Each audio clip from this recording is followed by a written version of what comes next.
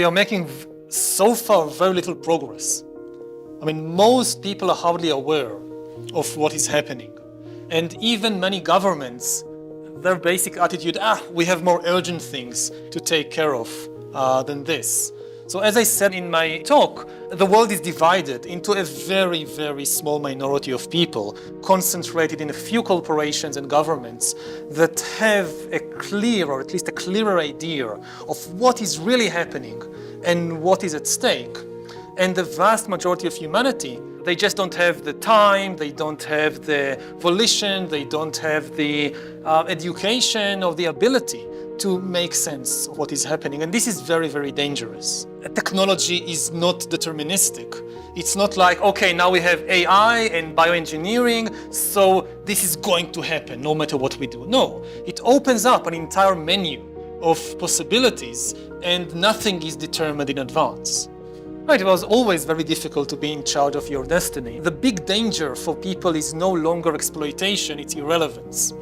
I mean, previously in history, if you were on the wrong side of history, if you didn't understand what was happening, you lost the competition, then you ended up as some kind of serf or manual laborer being exploited by the people who understand and have the power.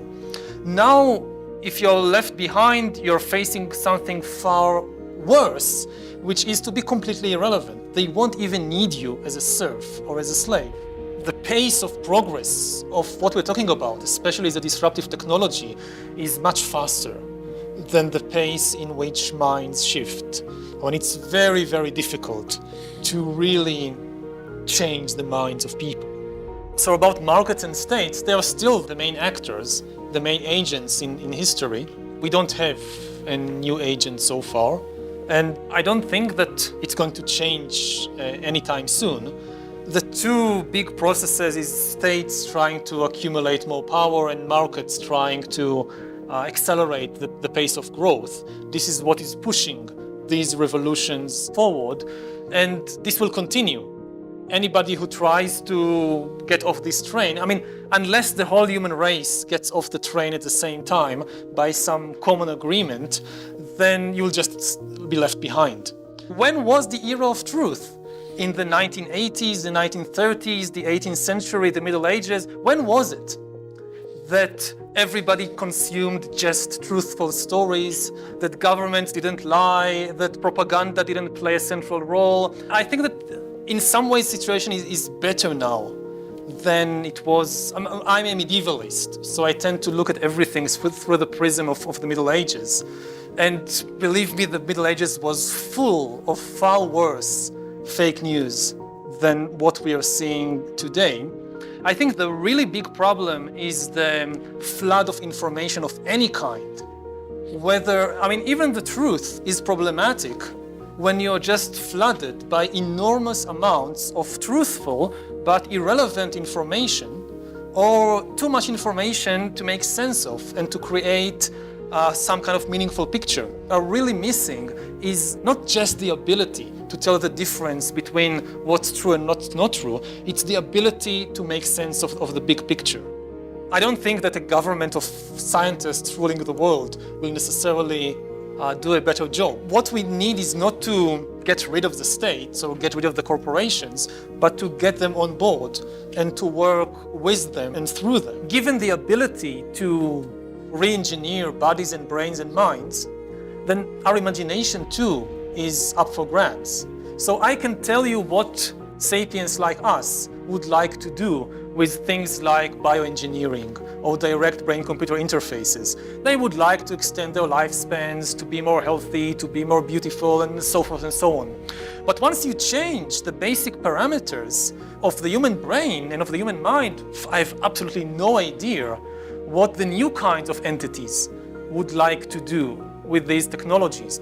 I mean, so far in history, what we have seen is humans just like us changing the world outside them. So they cut down forests, they build bridges, they build factories, all kinds of things. But the real change now is that we are gaining the ability to start re-engineering not the world outside us, but the world inside us, inside the body and the brain. And by definition, you don't know where this is leading, because you're still stuck with your brain.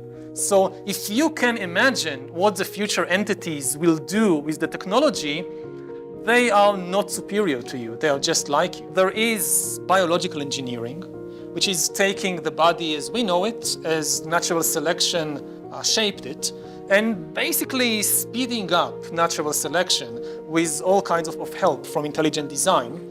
And we are beginning to see all kinds of interventions on the genetic level, all kinds of interventions with the growing new organs and rejuvenating organs and so forth. So this is one front, biological engineering, which is the most conservative because it still stays with the basic building blocks of organisms as we have known them for 4 billion years. Okay, so they change a few genes and you have a different brain, but it's still an organism as we've known it.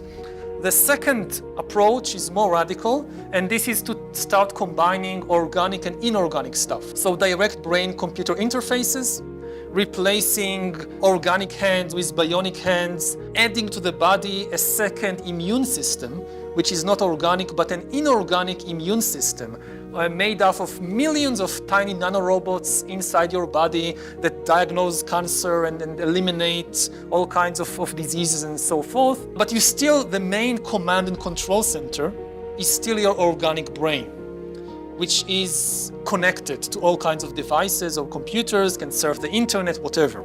The third and most radical way is to completely give up, completely abandon organic stuff and create inorganic life forms. Whether this can be done or not is an open question. The biggest open question as yet, so far, is the question of consciousness. We have no idea what consciousness is, what it does, how it emerges. The common assumption is that somehow the mind, consciousness, emerges from the brain, and if we understand how billions of neurons create subjective experiences of anger and love and pain and pleasure, then there should be no barrier for recreating these kinds of experiences based on silicon and not carbon, based on computers and not brain.